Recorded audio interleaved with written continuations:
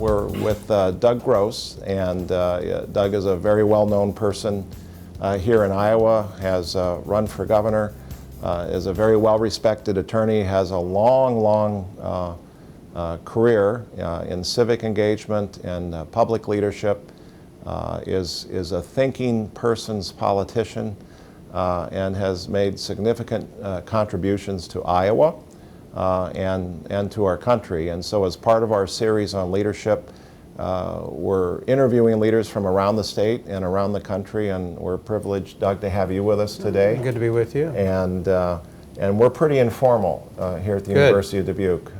And so tell me a little bit about yourself, or tell us a little bit about yourself. How did you get, I mean, here we are at this, we're looking at the Iowa Capitol on this beautiful fall day. How did you get here? I mean, did you just kind of land here, or did you have to, there's a story here? Well, first of all, after that introduction, I must be really old, given what you've been talking about, but I am a little long of tooth. At least I've got a lot of tire marks on me, let me put it that way.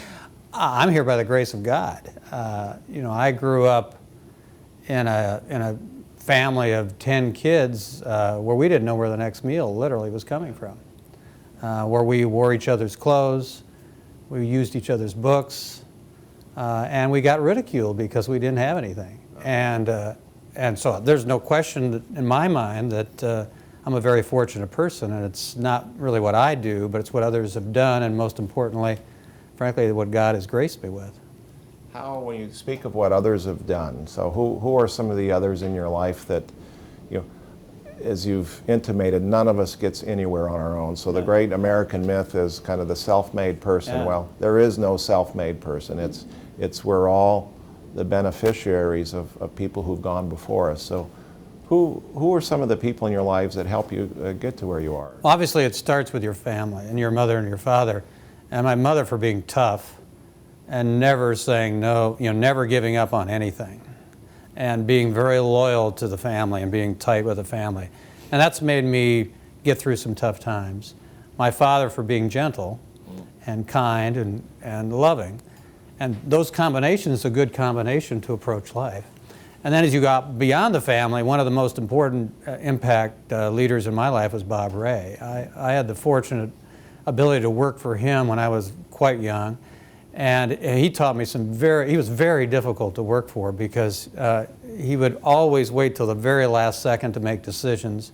And I'm one who wants to make decisions like that. But he always felt that the more information you have, the better decisions you make. And in fact, sometimes decisions make themselves, and they're better decisions that way.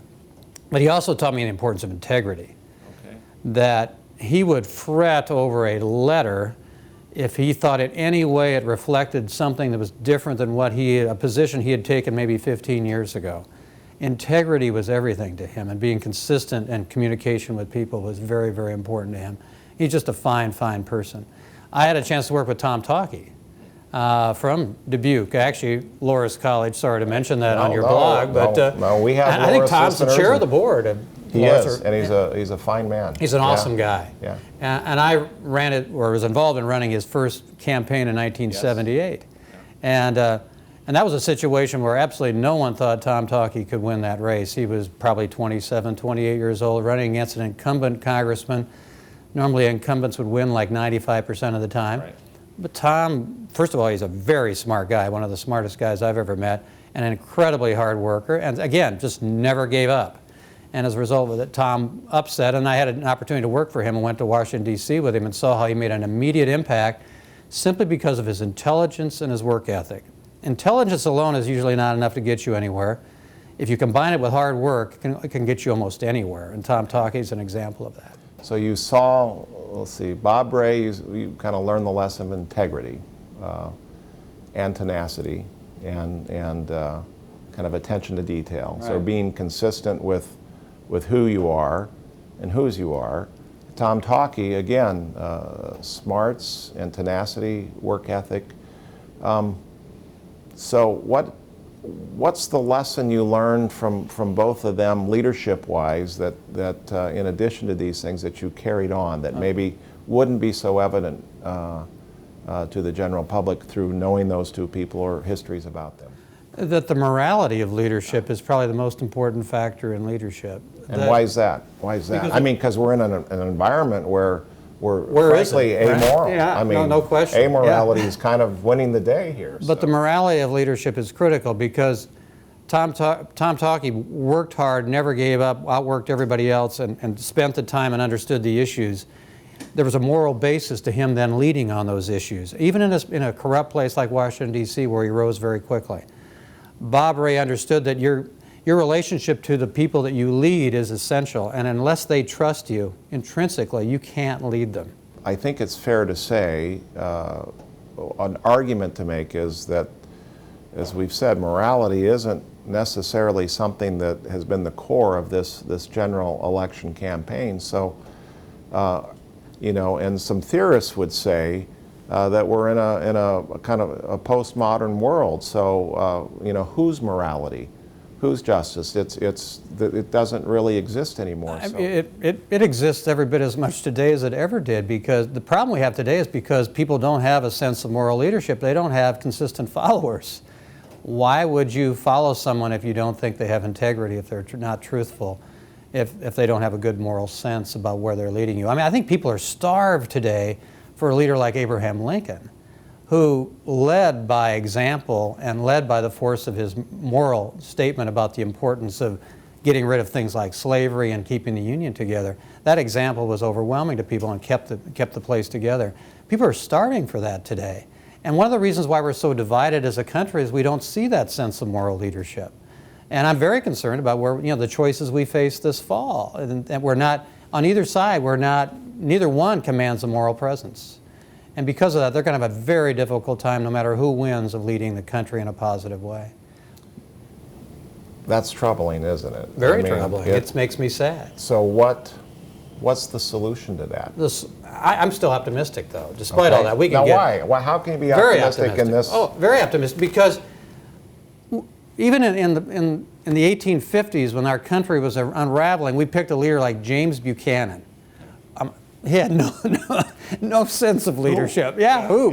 No sense of leadership whatsoever, and led us into a civil war that was as disastrous as any civil war any nation has ever faced.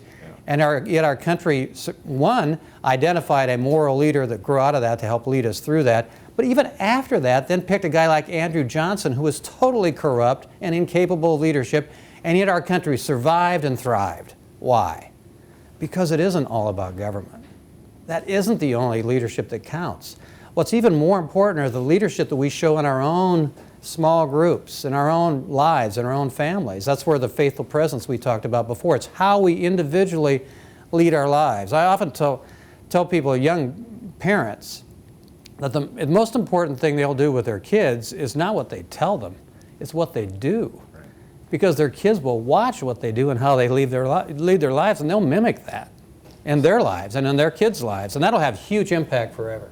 So what you're talking about is you're referencing James Davidson Hunter's book, To Change the World, and he talks about part of what's a challenge in leadership today is often when people talk about leadership, they think of generals and presidents and pro athletes and big names, but Hunter's argument is the argument you're making, that leadership happens more organically, that it happens in those spheres of influence closest to us. So if our audience is a large millennial audience, and you know, I've been immersed in millennials for 20 years as president. I'm at the University. I'm very lucky, and I've learned a lot from them. And one of the things I've learned is they've got a healthy skepticism, but they've got also even a more healthy sense of optimism.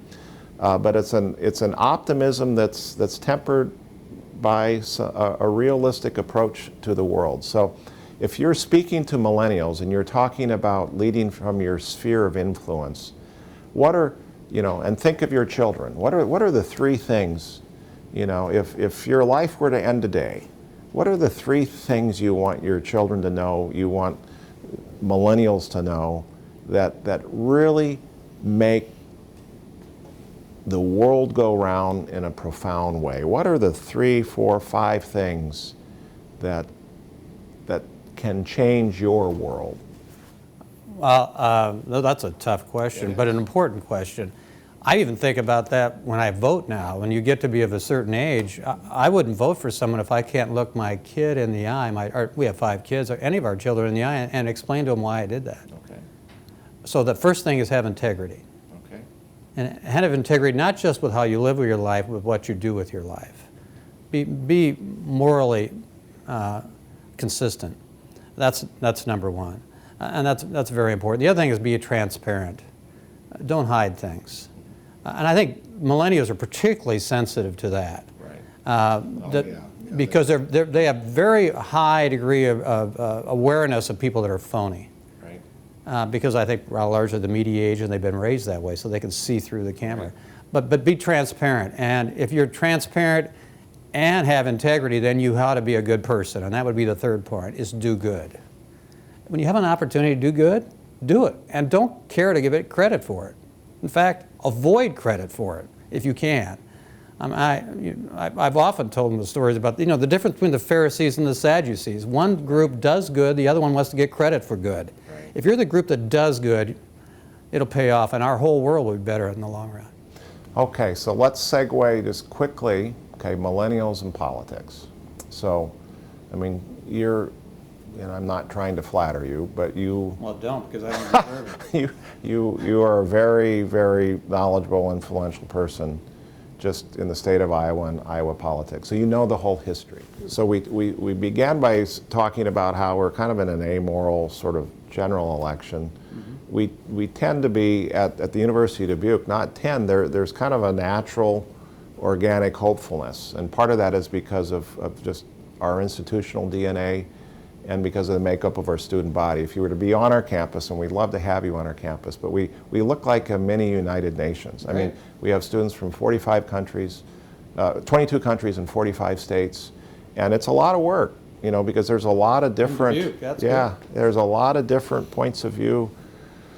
You're looking at millennials, and you don't want them to be discouraged by what's happening in the general election, and you know that they are going to be inheriting the mantle of leadership over the course of the next 20 and 30 and 40 years. So is there anything else you'd like to, based upon what you've learned, that you'd want millennials to take with them as they begin to inherit that mantle of leadership? We've talked about integrity, hard work, transparency, honesty.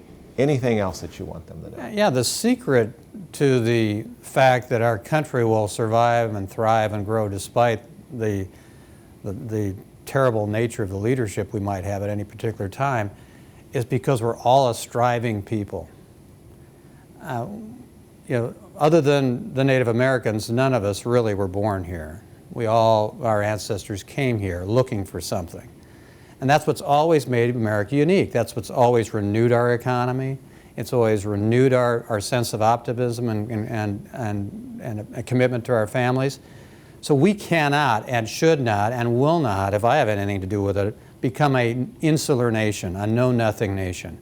The fact you've got people from 45 states and 22 countries is key to our future, key to our success. And leaders from any party, from any stripe that say that we're better off if we build a wall around our country are just flat wrong. I think millennials intrinsically know that because they live it. They live it every day. That's why they don't have the hang-ups and discriminate against people based on the color of their skin or their religion or anything of that sort. I am very hopeful because of the millennials, because they don't have those hang-ups. They understand diversity is the key to our success in the future. My message to them is stay at it. You're the key to our success. I think it wasn't intended to be that. I think that's the perfect place to end, and that's a very, personally, I think it's a very moving message, and we need to get you to campus to share that message. Be happy to do that. So, thanks for what you're doing. Thank you.